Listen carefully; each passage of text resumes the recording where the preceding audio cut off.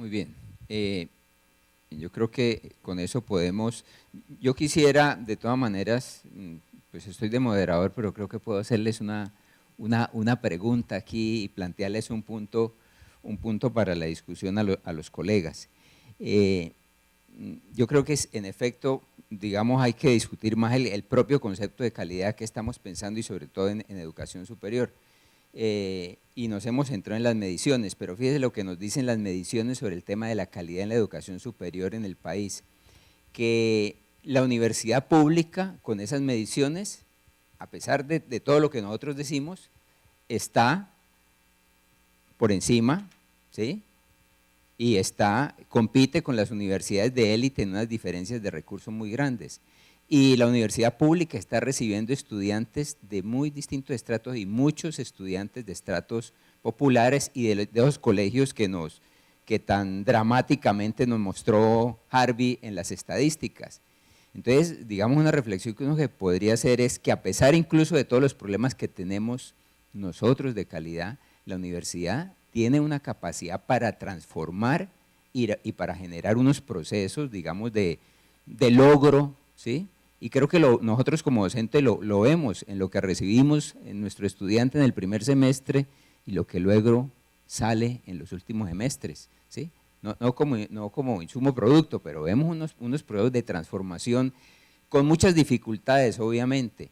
Y yo sí pienso que tenemos que discutir mucho más sobre nuestros modelos pedagógicos, nuestra concepción del currículo, que a pesar de que hemos hablado de flexibilidad, seguimos siendo muy inflexibles, ¿sí? Es decir, ahí hay un espacio muy grande para trabajar. Pero yo tengo una pregunta, digamos, sobre el tema de cuando Boris decía lo sistémico, pensé que se iba a referir no solamente al tema de lo sistémico del aparato educativo mismo, porque le hemos agregado mucho elemento al aparato educativo, sino a las otras entradas que Harvey nos mostró, el tema social, el tema cultural, ¿sí?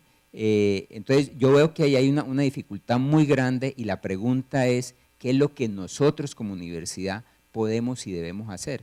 Porque hay cosas que salen de nuestra propia posibilidad y gobernabilidad, por decirlo de alguna manera. Entonces la pregunta es ¿qué es lo que válidamente con lo que tenemos la universidad podía hacer para transformar lo que llamamos esas condiciones de calidad en el trabajo pues, de la universidad y en su relación con los otros sistemas? Bien, entonces no sé quién quiere arrancar. Harvey. Bueno, voy a mencionar algunos de los aspectos que se cruzan con lo que había planteado inicialmente, y es alrededor del concepto multidimensional de calidad. A ver, el concepto de calidad en verdad es un concepto bastante complicado. En realidad es un constructo, si uno lo quiere manejar con un mayor grado de rigor. Y es un constructo que está configurado por al menos 6 grandes factores o 6 grandes componentes principales para utilizar la conceptualización que se da en las ciencias de la conducta. Y en primer lugar, como lo planteo en uno de los textos que está circulando en el evento, que es sobre el Gran Acuerdo Nacional por una Educación de Calidad, el primero tiene que ver con la eficacia. Y la eficacia desde una perspectiva de economía de la educación tiene a su vez 2 componentes, que es la eficacia interna y la eficacia externa. Y la eficacia interna, como un componente de este primer factor, se refiere a la capacidad de retención que tenga el sistema y que está coligado, pues por supuesto, a los índices de deserción estudiantil en educación básica y superior. Llama la atención que uno de los índices más preocupantes de la educación superior es la elevada tasa de deserción que se ve en los diferentes programas. Tasa de deserción que, si ustedes hilan un poco más delgado, está íntimamente ligado precisamente a las condiciones iniciales de los estudiantes, no solamente de carácter socioeconómico, sino de background familiar y de la calidad de los entornos microlocales, el barrio en el que yo habite, las expectativas, los sentimientos de privación relativa, la accesibilidad, las posibilidades y expectativas de inclusión a la dinámica social. El segundo componente tiene que ver, por ejemplo, con la relación alumno-docente. La relación de alumnos y docentes sí presenta unas diferencias significativas entre instituciones públicas y privadas y está íntimamente ligado a ese concepto integral de calidad.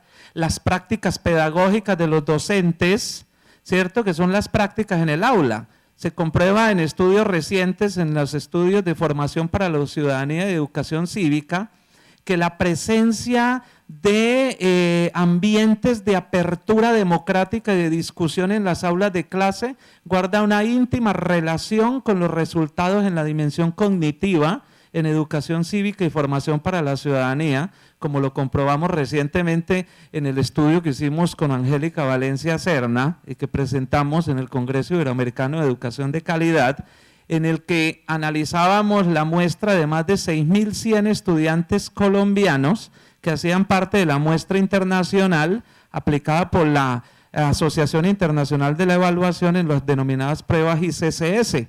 Y Colombia salía muy mal librado y precisamente estaba ligado a que los docentes no presentaban actitudes positivas en las aulas de clase en términos de apertura democrática o que brindaran diversas posibilidades de interpretación de un mismo fenómeno político nacional o internacional. O sea, que esa es una de las aristas fundamentales y que hace parte de las prácticas pedagógicas. El segundo subcomponente de la eficacia es la eficacia externa. Y ahí sí tiene que ver con las oportunidades de inserción a la educación superior, técnica, tecnológica, profesional, y que infortunadamente está ligada a las dinámicas del mercado laboral y a los niveles de ingreso de los hogares, en la medida que los individuos, una vez alcanzan la edad de trabajar, tienen que rápidamente insertarse a los mercados de trabajo y que de alguna forma, ¿cierto?, es acelerado por las tasas de desempleo.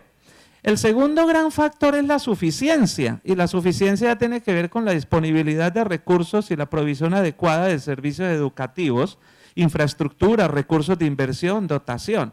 En Colombia hemos manejado una retórica del gasto alrededor de la educación. Si ustedes miran la información hacia atrás, ven que a comienzos de la década de los 90 Colombia gastaba alrededor del 2.8% del Producto Interno Bruto en educación básica y superior.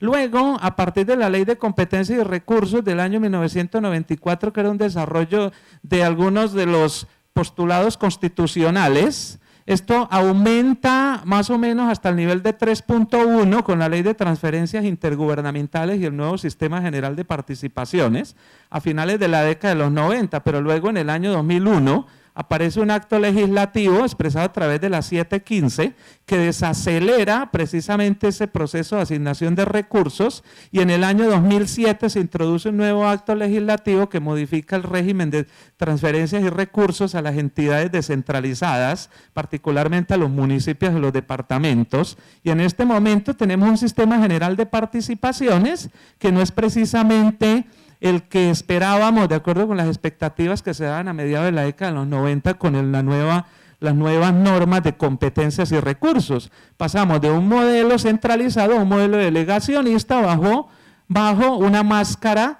de descentralización y de todas maneras hay una fuerte discusión sobre si efectivamente hay suficiencia de recursos.